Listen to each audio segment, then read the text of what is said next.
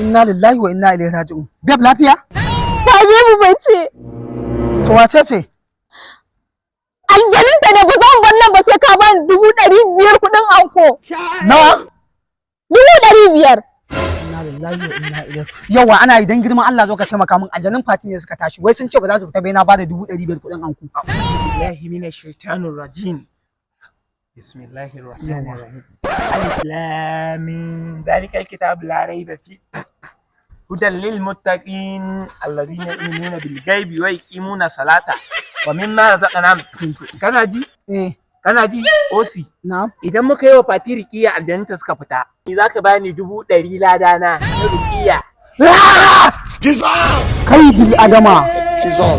Ƙarya kake harkar riƙiya ba a ba da kuɗi harka ce ta ubangiji.